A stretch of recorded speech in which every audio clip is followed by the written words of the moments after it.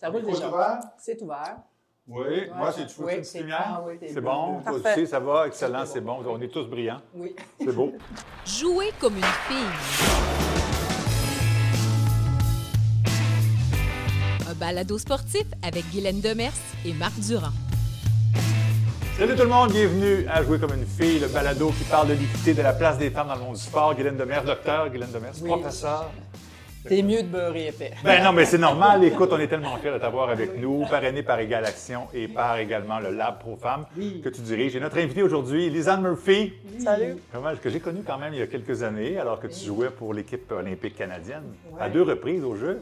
C'est ça. Wow, quand même, hein? Ça a été des beaux souvenirs pour toi, j'imagine. Absolument. Puis je pense qu'on a joué 1 contre 1 à Beaconsfield. C'est vrai. Sur le terrain chez mes parents, ouais. Et j'avais gagné, évidemment. Moi, écoute, donkey. 6 pieds 5, non, c'est pas vrai. Ouais. Des beaux souvenirs. Ben, des beaux souvenirs, c'est Ouais. ça. Puis Lisanne, c'est toujours une athlète sympathique. Et aujourd'hui, pour le COC, j'ai ton titre, là, directrice des relations avec le système sportif et les athlètes. C'est ça. Bon, parfait. Et on est au Nadia, Oui. la guinguette sportive, Oui. avec écran destiné au monde du sport féminin, Ouais. une première au Ouais. Québec. Alors, on est très, très fiers d'être ici Oui. avec toute l'équipe. Puis, ils sont silencieux aujourd'hui, hein? Mais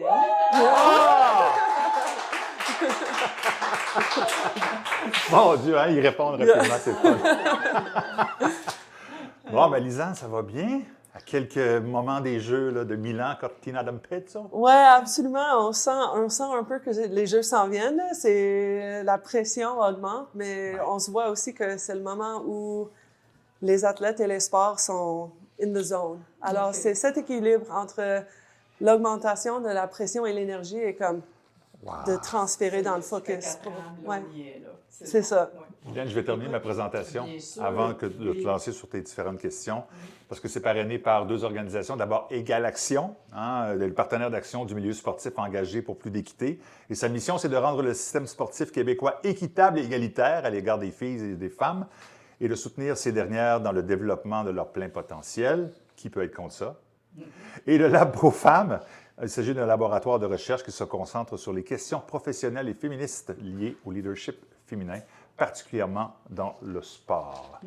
Voilà les présentations faites. On remercie les 2 organisations, bien sûr. oui. Lisanne C'est Murphy, parti. on Oui. est vraiment, vraiment contents de Ben, l'avoir. moi, étant une ex-joueuse de basket, c'est sûr que d'avoir Lisanne, tu sais, c'est vraiment un honneur pour moi. Puis c'est comme j'ai touché. Mais non. C'est drôle. Non, mais merci beaucoup. Puis en fait, on s'est revus, écoute, je me rappelle pas si ça fait 2-3 ans, là, parce que, entre autres, puis quand j'ai proposé ton nom, c'était, entre autres, pour ce que le COC fait pour les femmes dans le domaine du sport. Puis particulièrement, j'avais le goût de t'entendre un petit peu plus sur ce fameux programme de mentorat et dont tu as la charge. Puis je voir comment ça se passe, comment ça s'est passé, où c'est rendu, parce que je pense que le COC vous avez tellement un aura qui est très grand. Fait que quand vous faites quelque chose, ça a un impact, en fait. Ça peut inspirer d'autres organisations aussi. Absolument. Et je pense on s'est aussi rencontrés quand tu étais là. Ah. Tu as reçu le prix, le prix l'honneur. en 2019 avec le comité, le CIO. Ouais, c'était vraiment un honneur. Tout un honneur pour le Canada aussi d'être en mesure. C'est vrai, on n'en parle pas assez souvent. Ben, Amène ta médaille, là, pour mais, une fois. ouais. Non, c'est mon trophée qui Ah, pèse t'as 30 livres. Ah, 30 livres, on va laisser faire. Et on a transporté ce trophée dans plusieurs endroits en espérant te voir, mais il y avait le Ah, à cause de COVID la et c'était COVID, difficile. c'est vrai. On voulait faire tout un party, mais à la fin, On avec a le eu COVID, tout c'est un rendu party. à la fin. Oh my, Finalement, oui, vraiment, finalement, Oui. tout un party. Bar ouvert, le COC, écoute, ça a été vraiment... J'étais très T'as bien privilégiée. mérité. Ben oui, Oui, mais c'est c'est bien. vrai, tu as raison, on s'est vu aussi dans C'est ces belles circonstances-là. Bon, c'est bon. mais avec le travail qu'on fait au COC Ouais. et surtout le programme des leaders émergentes qui existe au COC, là, ça fait 6 cohortes depuis que ça a commencé. Alors, j'ai commencé au COC en 2018 et j'ai soutenu le programme, mais c'était vraiment l'idée et l'image de Mark McGregor qui était dans mon rôle avant moi. Et le but, c'était, on faisait beaucoup de développement professionnel au niveau les chefs de la direction. Mais on voyait que souvent, avec cet investissement, là, les gens partaient. Ou ils partaient de leur organisation pour une organisation plus grande. Puis ça crée un gap pour le next gen des leaders. Alors, on a demandé, il y avait un tas d'apprentissage à chaque cohorte, mais au début, c'était directement pour les femmes et on s'appelait le WELD, Women Emerging Leaders. Il n'y avait pas un acronyme aussi bon en français. C'est souvent comme ça. On fait des acronymes en anglais, mais pas le reste. Mais on a vu de faire pour les femmes que ça va être leur job en 5 ans, d'être chef de la direction. Est-ce qu'on peut les encadrer, créer des opportunités de développement professionnel, de mentorat et aussi de l'exposition est comme de rencontrer des réseaux dans le sport. Parce que souvent, le chef de la direction, au niveau senior, tu rencontres tout le monde, tu connais. Mais le niveau juste en dessous, t'es pas dans les conférences, t'es pas aux événements. C'est un moment de contact important aussi, privilégié, si tu vois la personne en personne, justement. Exactement. Et au début, on demandait une nomination de leur fédération pour ces femmes émergentes. Et après, on s'est rendu compte que, avec ça, il faut avoir comme un champion pour toi. Il faut avoir quelqu'un qui vote pour toi. Est-ce que ça a créé un peu d'inéquité? Alors, on a ouvert 2 pistes vous pouvez s'exprimer, vous pouvez postuler pour le programme et aussi, on peut accepter des nominations pour des gens. Et comme le grand secret du programme, on rejette personne. Tout le monde est accepté. Si on peut grandir, tout le monde est accepté. Normalement, on tourne à environ 25 personnes par cohorte. Et il y a 2 ans, on avait 40 personnes. Alors, on a ouvert puis on a fait 2 cohortes en simultané. Alors, on veut vraiment... On sait que les fédérations, ils n'ont pas les budgets pour investir dans le développement professionnel. Exact. La rétention, de garder votre staff, surtout le staff qui est énergique, veut être en position de leadership, mais peut-être qu'ils ne sont pas là encore. Ça aide à les garder parce que c'est comme un investissement que la fédération fait pour eux. Et au fur des cohortes, là, on est maintenant plus inclusif avec tous les gens. Alors, on accepte des gens qui sont des femmes, peu importe si vous êtes BIPOC, si vous êtes des autres catégories. Alors, ça fait qu'on est vraiment ouvert et on accepte tout le monde si vous êtes dans un groupe qui est souvent victimisé par l'inéquité. On a souvent, Guylaine, accusé le CIO de bien des torts. Évidemment, le COC fait partie du CIO et tout ça, mais par contre, au niveau de l'équité, on sent qu'ils sont des leaders. Hein. On a maintenant une présidente, une femme. Et au Canada, c'est la même chose. Mais c'est pas juste des paroles lancées en l'air. Vous êtes vraiment en avant-scène de l'équité au niveau des femmes et des hommes.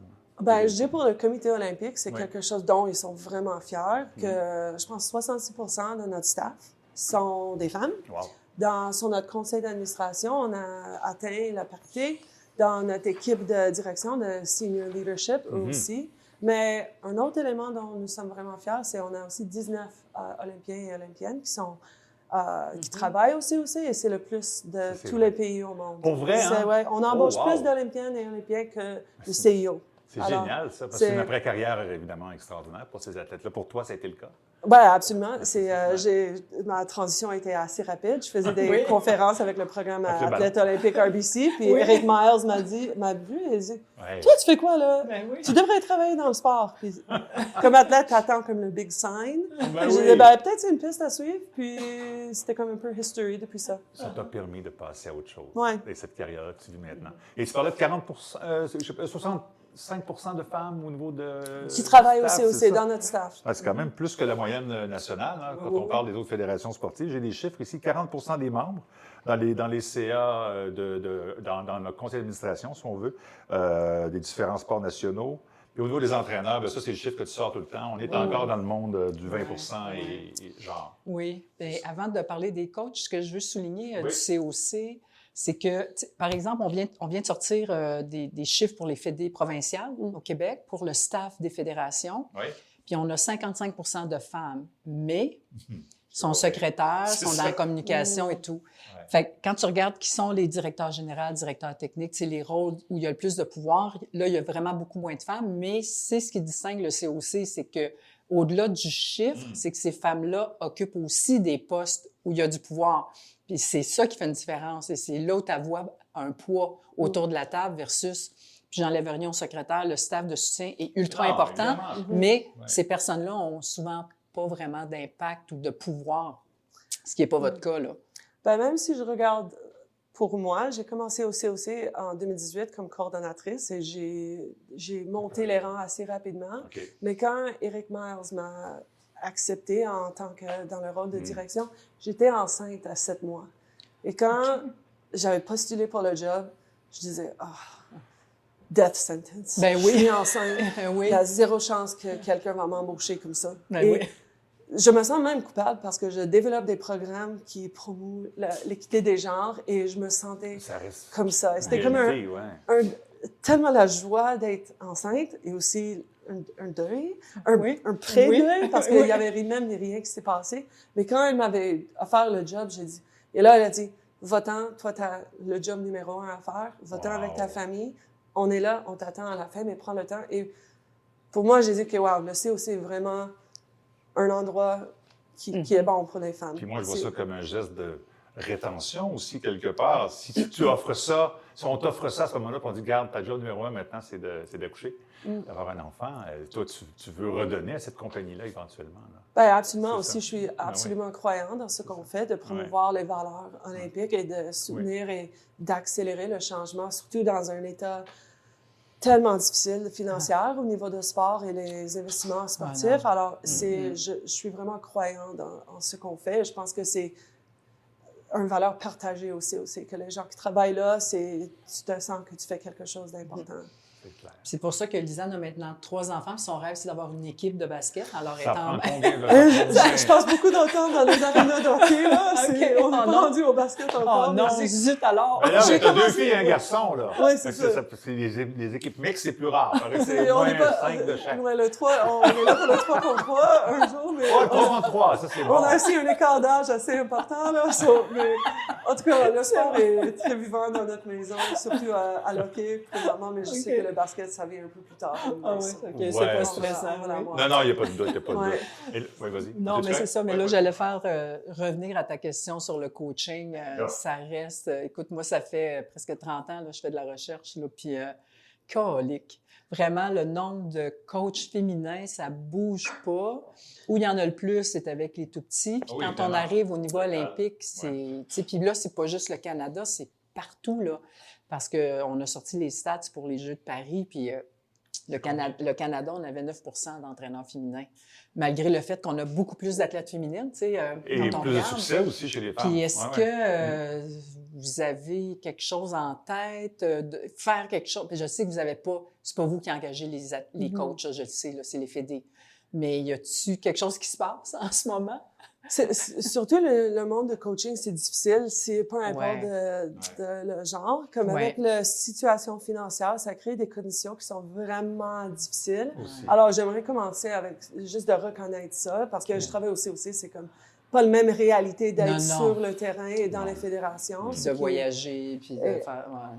Et surtout pour les femmes, j'étais coach, j'ai coaché, et c'est exactement ça. Je sais que je pourrais revenir en tant que coach. Quand je suis revenue à Montréal, je suis intégrée avec mon ancienne équipe de Dawson, avec mon ancien coach Trevor. OK. Mais écoute, j'ai 3 enfants et j'ai des hyper responsabilités. Et c'est une décision directe de Ouais. ma famille ou le sport que j'adore. Parce Et que coacher, c'est entraîner à des heures impossibles, c'est voyager. c'est des week-ends, les week-ends, ça c'est ça. demande tout un sacrifice de ma famille. Alors, j'ai dit, ben, pas maintenant, mais je reviendrai. C'est là où je m'implique avec le conseil d'administration. J'essaie de faire, mais c'est vrai qu'en tant que coach et parent, et en plus femme, parce qu'on sait que même si on a des papas qui sont incroyables, il y a beaucoup de responsabilités qui tombent sur la maman. Et c'est là. Mais j'ai quelques stats qui sont intéressants, juste pour l'équipe de Milan. Oui. Parce que, alors, on a pour la composition de l'équipe, pour les femmes, alors on est peut-être un peu plus que 20 OK. parce que on attend entre 52 et 55 coachs qui vont être au jeu, et dont il y a presque une vingtaine qui sont des femmes. Alors, Chef et adjointe? ben, c'est selon la désignation de coach. Ouais, alors, ok, je ne ok, sais pas, j'ai ok. pas les stats, Ouais. mais ça fait qu'on attend une équipe et la Ok. composition de l'équipe Canada à Milan, ça...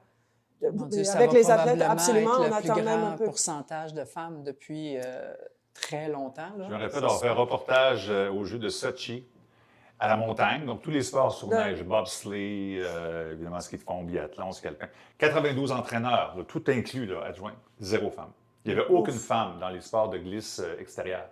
Fait comme non. Patinage de vitesse, ça allait. Artistique, évidemment, on en a vu plein, avec beaucoup de succès, mais je pense que ça illustrait beaucoup. Un boys world. Ben, je regarde aussi avec le COC. Alors, dans mon équipe, on a plusieurs volets de travail. On a la relation avec nos fédérations. Alors, on a 60 membres.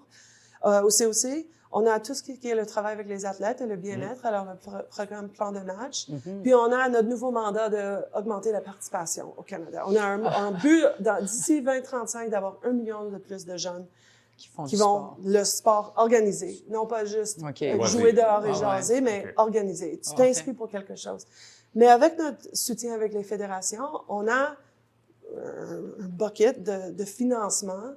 Et depuis 2014, après Sochi, parce que la rentrée après Sochi et le vécu des athlètes a été difficile dans plusieurs contextes. Là, c'est là un moment de piste, comme où la piste de tournée pour le COC, d'investir dans l'inclusion, dans l'équité des genres, dans la diversité sexuelle. Et là, ce programme de financement, ça fait 10 ans que nous aidons les fédérations à développer des programmes pour les coachs, pour diversifier leur leadership, pour grandir l'inclusion dans leur sport. Alors, je pense que les fédérations ont la volonté, mais peut-être pas les moyens. Et alors, ça peut être une des raisons pour lesquelles ça avance aussi. C'est juste avec un peu de financement et ressources, les sports font des bonnes choses. En tout cas, si vous voulez faire de la recherche là-dessus, moi, je peux faire du suivi. Parce que ça, c'était une de mes questions, tu sais, quand tu parlais de justement la relève, tu sais, les leaders émergents, là, mais c'est toujours, si on veut savoir, tu sais, l'idée est bonne, les femmes qui sont là, c'est super, mais une fois que c'est fini, qu'est-ce qui arrive avec ces femmes-là? Et souvent, on le sait pas, mais ça, c'est le genre d'affaires que moi, je peux faire. Mais est-ce que vous avez suivi de quelques femmes pour voir? Oui. Et on a tout un réseau qu'on garde. On essaie de faire un réseau de ça, de suivre les gens du programme pour grandir et ensuite avoir toute une communauté. Alors, on suit les postes parce qu'il y a des gens qui sont partis du système sportif et reviennent plus tard parce que c'est peut-être la façon d'avoir... Alors, on suit et le pourcentage de réussite, si on peut le dire, on a eu beaucoup de promotions avec les participants du programme. Et... tu sais, bon, là, ça fait quand même longtemps que tu fais partie du mouvement olympique, là, comme athlète jusqu'à maintenant. Puis si je te demandais, dans ta perspective d'athlète, puis aujourd'hui de gestionnaire, qu'est-ce qui a le plus changé pour toi au niveau du mouvement olympique? Puis évidemment, plus ce qui se passe au Canada peut-être, mais qu'est-ce qui te frappe le plus? Ouais, ben je vais peut-être devenir un peu émotive, mais c'est de tout ce qui est comme par rapport aux valeurs et le sport sécuritaire. C'est... Écoute, j'ai suivi une piste aux États-Unis qui a été assez sévère et de nos critères maintenant, on pourrait dire que... Ben, quand tu étais athlète? Quand j'étais athlète, oui, aux États-Unis. Tu avais un vécu. L'environnement était pas sécuritaire, je dirais. Il y avait de l'abus psychologique et quelque chose qui me rend vraiment fière, c'est d'où on est maintenant par rapport à ça. Ce qu'on a accepté il y a longtemps, des vieux façons de faire, c'est plus comment on devrait le faire. Et ça, je suis vraiment fière. J'ai la confiance de mettre mes enfants dans le sport. J'ai la confiance de travailler sur un CA de basketball Québec pour des choses comme ça parce que on veut que le sport soit positif pour tout le monde, peu importe le niveau que tu atteins. Et je trouve que ça, c'est une vraie différence de mon vécu, qui était énormément positif. Ce que j'ai vécu avec l'équipe nationale, c'est des rêves réalisés. Et ben, c'est pas le cas pour tout le monde. Et je trouve que là où on est maintenant, c'est avec des groupes au Québec comme Sportaid, les vrais efforts pour faire que le sport est positif, parce qu'on sait que absolument c'est positif. Puis effectivement, si je peux faire une parenthèse oui, là-dessus, vas-y. Basketball a souvent été étiqueté comme un sport où les entraîneurs abusaient de façon verbale. Oui, auprès des officiels, mais aussi auprès des joueurs, on les voit. Puis moi, ça m'a toujours frappé au secondaire de voir des garçons et des filles se faire engueuler devant tout le monde parce qu'il a raté son bloc ou il n'a pas fait la passe au bon endroit. Le basketball avait un enjeu important et peut-être encore un peu aussi. Hein. Absolument. Et j'ai vraiment eu la chance que j'ai eu des coachs incroyables tout au long de ma vie, comme mon David King à l'école secondaire, Trevor Williams à Dawson, Alison McNeil avec l'équipe nationale. Alors, mon vécu difficile a été plutôt aux États-Unis, mais c'est vrai que get on the line, Ben oui. cours jusqu'à Ben oui. fond. Ça, Ouais, ils sont ça, debout, hein, ils ne sont pas assis à prendre des notes. C'est correct aussi, ils participent au jeu, mais à un moment donné, c'est comme... Wow, là, c'est pas le... Tout le monde au fond. Tout le monde Tout le en fond, monde- c'est ah. ça, baseline. Ouais. Ouais. C'est ça. Et c'est vrai qu'il y a des moyens de le faire pour que ça soit quelque chose de positif, mais c'est vrai qu'il y a beaucoup d'exemples où ça va trop loin et pour aucune raison. Et maintenant, on le dénonce plus facilement lorsque ça arrive, donc on est plus aux aguets de ça. Absolument. Parenthèse fermée. Vas-y. Puis, quelles sont vos attentes pour Milan? On va en parler un petit peu. Là, ça arrive là, dans quelques jours, semaines. Combien de médailles? Ah non, pas nécessairement les médailles, mais... Là, je suis une mauvaise personne de poser cette question parce que je suis vraiment dans le travail avec le COC. Je ne suis pas à nous le podium. Il y a tout un travail sur ça. raison. Je suis vraiment dans l'augmentation et le soutien du système. Ouais. Ce que j'espère, c'est que chaque athlète, chaque coach, ils s'en vont là-bas, ils vivent la rêve olympique, leur vécu va être positif et après ça, le retour à la maison va être doux. Soit s'il continue pour une autre aventure de 4 ans, soit qu'il transitionne à quelque chose de différent, mais que ça soit positif et que le pays va être fier. Parce que si nous voyons comment ils font avec ce qu'ils ont. Oui, hein? Notre investissement, je crois qu'il y a un stat que les autres, pour chaque médaille, nous investissons comme tellement moins que les autres pays. Ça, alors, ce que nos athlètes canadiens font avec les moyens qu'ils ont, c'est quelque chose dont nous devrions être vraiment prenez le fiers. crédit aussi parce que vous les préparez mieux qu'avant. Je ne sais pas à ton époque comment c'était lorsqu'on partait au jeu. On apprend à connaître les autres sur place, puis maintenant il y a des rencontres avant. Et il y a un plan ensuite, après, le plan de match, entre autres, où on va préparer l'après-carrière. Ça a changé depuis le temps où tu as été athlète, j'imagine. Oui, absolument. Comme à Londres, on s'est qualifié 1 mois avant les Jeux. Alors, on ne voulait pas jinxer puis parler des Jeux avant ça parce que ça pouvait faire qu'on n'allait pas qualifier. Ouais, c'est vrai. Alors, on n'avait pas beaucoup de préparation. On était juste contents d'être là. Mais c'est vrai, à Rio, on avait 1 an. Et c'est là où on doit trouver l'équilibre pour les fédérations, devoir soutenir de l'information, les aider à préparer. Mais c'est pas tout le monde qui a besoin de ça. Non. Moi, j'étais un athlète je voulais avoir tous les faits, puis ça me donnait la confiance dans le plan. Les autres disaient, hey, dis-moi où il faut y aller, mon vol il est à quelle heure, je vais faire mon job. Et c'est à nous d'être là en soutien, de partager quand il faut, mais aussi d'avoir confiance dans les sports, de dire non, notre équipe, ils ont besoin de ça. Et nous, on doit être à l'écoute parce qu'on n'est pas sur le terrain, on n'est pas avec eux. Et là, on a le programme de plan de match. L'après. Ça, on veut être un programme qui est là tout au long. Alors, ça, c'est un peu l'image du programme, que c'est un programme pour la retraite et l'après-carrière. Mais non, en fait, on essaie de vraiment rechanger l'image du programme, d'être là. Parce que si un athlète commence à faire un petit peu de développement professionnel tout au long, ça fait que tu es prêt après. Tu prends des décisions et si tu restes dans le sport, c'est vraiment par plaisir, non pas par tu sais pas quoi faire. Alors, c'est un programme de soutien tout au long de ta vie en tant qu'athlète. Puis, je sais pas comment, toi, ta transition s'est passée de quand tu finis athlète. Oui, tu es allé au COC, mais c'est un gros deuil à faire quand tu sais, notre identité, c'est beaucoup, je suis une athlète olympique. Puis, du jour au lendemain, je suis quoi? Et toi, comment tu as vécu ça? Oui, aussi avant Rio. Alors, j'avais tout un vécu carrière professionnelle en jouant en France. Alors, ça, c'était vraiment le fun.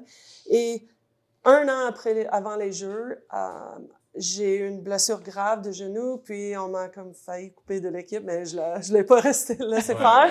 Mais aussi, ma meilleure amie est décédée. J'ai livré son funérail, le speech à son funérail. Le témoignage. Oui, le témoignage. Et ensuite, je suis embarquée dans l'avion pour aller à Rio. Alors, tout ça, ça fait hey, qu'est-ce que je fais là? Comme ça m'a permis de s'épanouir dans le sport et de profiter et de dire, le sport n'est pas tout ce que je fais.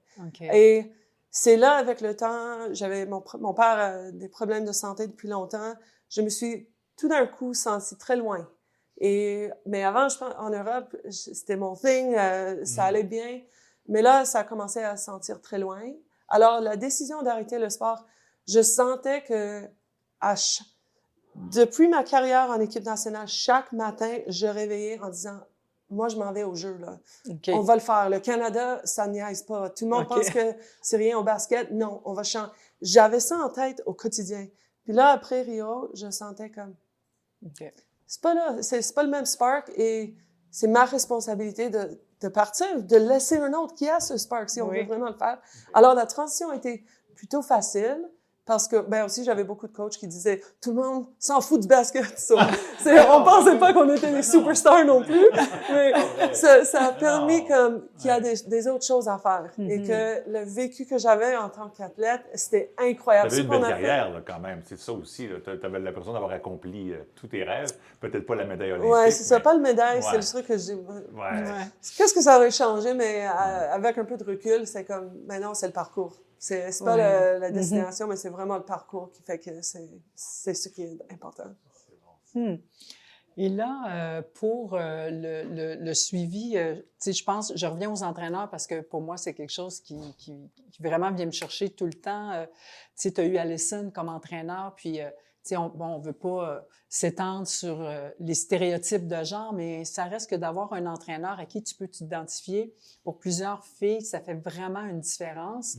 Je sais pas si ça a été ton cas, mais est-ce que tu as pu apprécier? Parce que moi, je sais quand Linda Marquis a commencé à être mon coach, que tu connais, ça a changé complètement, là. Je veux dire, là, tout à coup, on disait, ça peut être ça, le coaching. On n'est pas obligé de se faire crier après. Je sais pas, toi.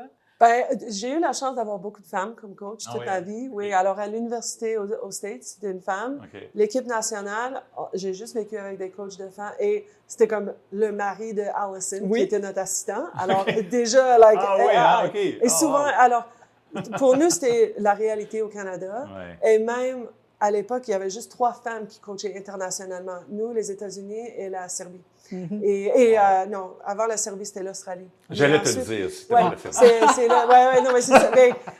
Et en fait, on se dit comme parce qu'en Europe, tu voyais vraiment l'hierarchie et comme le sexisme qui existait dans le sport. La façon dont les hommes qui coachaient parlaient, c'était épouvantable. C'est vrai. Hein? Et vraiment. Mais avec l'équipe nationale, ça m'a vraiment montré c'est quoi le sport, c'est quoi. Alors.